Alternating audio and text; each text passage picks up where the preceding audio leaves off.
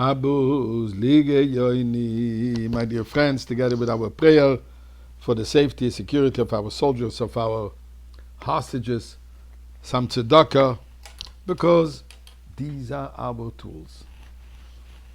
Tzedakah, tefillah, Torah is what is going to bring us to the final redemption, and may that be today, especially the day of today, very directly related to Moshiach.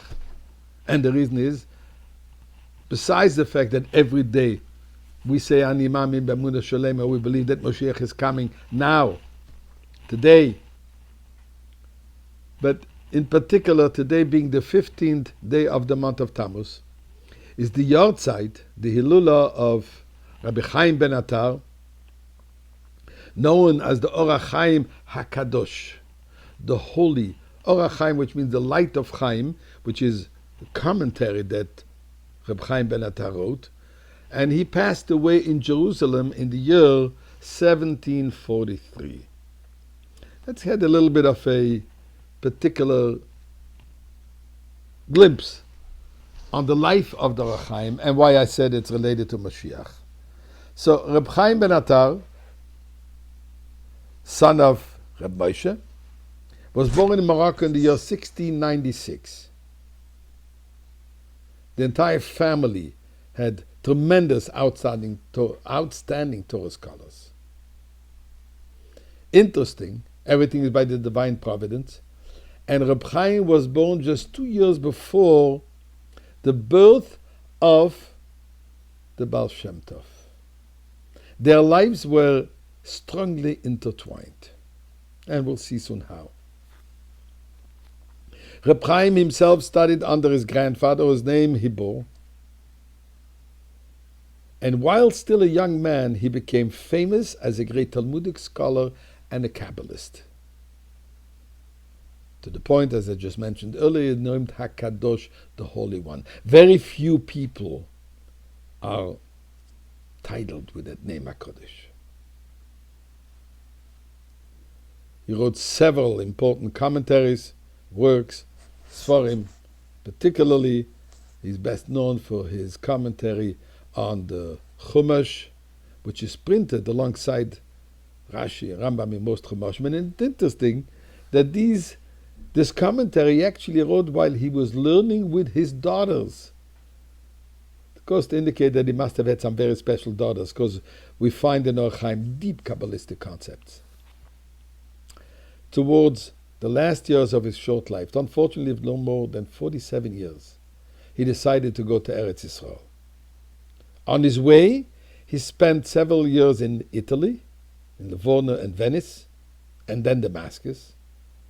He arrived in 1742 to Jerusalem with a group of about 30 followers. Unfortunately, the following year, he passed away on the 15th day of Tammuz. Wherever he went, he founded a yeshiva and a shul.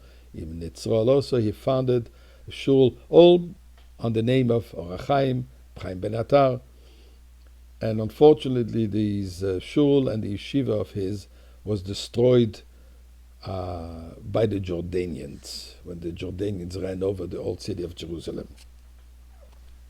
There's a plan for it to be rebuilt. The reason why I said before was so the life of Or HaChaim and the Rebbe Yisrael, Baal Shem Tov, was so intertwined. It is known that the Baal Shem Tov wanted to travel to Eretz Yisrael just to meet him. And he said, I see him in the heavenly worlds, I see him in the spiritual dimension, but only up to his knuckles. Up to his ankles. In other words, I don't see him here in a physical sense done in this world. And the Baal Shem Tov said that himself and Reb Chaim ben Attar, or Chaim HaKadosh, have two parts of the neshama of Moshiach. Together, they would about bring Moshiach. And that's why he wanted to go to Eretz Yisrael to meet him. Unfortunately, God saw to it shouldn't happen. Reb Chaim, in his commentary on Devarim, when he speaks about Moshiach, he says, Moshiach Hashem, Chaim Shemoi. His name is Chaim. He referred himself to Moshiach. There is a very interesting anecdote about when he passed away. He passed away on Shabbos, and that Shabbos, after the Baal Shem Tov washed his hands for Su'udah Shlishit, which is the third meal of Shabbat, he said Hamoitzi on the Challah, and then he suddenly expressed himself. Oir Hamarav, the light of the west, was extinguished, stopped shining. They didn't know what he meant, but then after Shabbos he explained that Reb Chaim ben Attar had passed away. How did you know this on Shabbos? You didn't get an email. So he said there is a specific kavanah, a specific Kabbalistic thought, which was revealed to the Orach Chaim when one washes his hands for the third meal. And this Shabbos, when I washed my hands, I felt it.